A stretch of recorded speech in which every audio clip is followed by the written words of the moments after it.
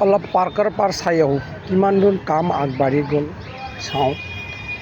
এইটো আমাৰ গৌৰীপুৰৰ পুখুৰী, ৰজাৰ পুখুৰী, বীৰ চিলাৰায়ৰ পুখুৰী। ক'ব গ'লে বীৰ চিলাৰায়ৰ পুখুৰী, চাওক কিমান সুন্দৰ। চাওক এইটোৰ লগতে লাইব্ৰেৰীও আছে। পানী চাইছে না কিমান ক্লিন পানী, সাগৰৰ পানীৰ দৰে।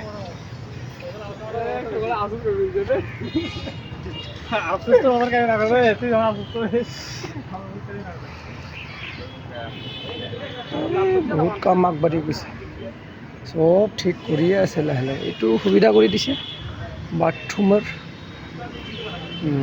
ইমান ধুনীয়াকৈ বাথৰুম, টাইলছ লগা বাথৰুম। এই বাপৰে বাপ, ল'ৰাবিলাকে কি কৰে ইয়াতে ৰে? গেম খেলে নেকি? হয় হয়, গেমেই খেলে।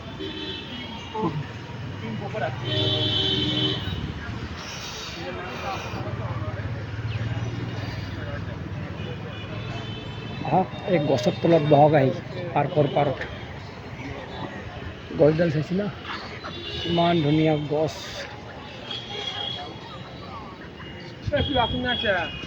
আপোনালোকে কেতিয়াবা অনুমান কৰি পাইছে না এইটো গছডাল কিমান মোটা আছে, কিমান ফিট হ'ব?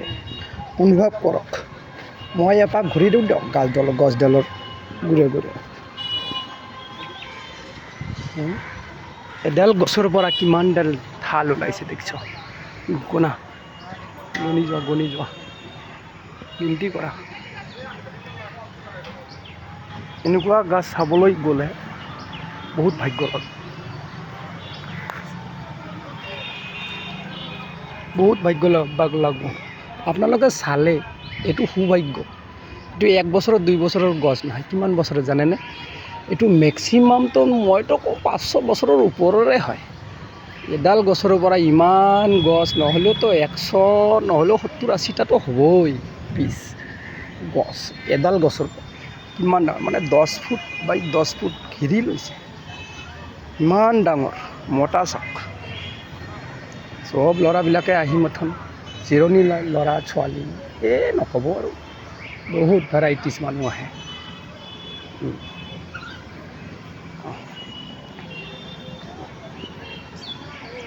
এইটোৱে বেচা কিনা কম না, শাওনৰ মাহ, টাইম পাছ কৰি আছোঁ।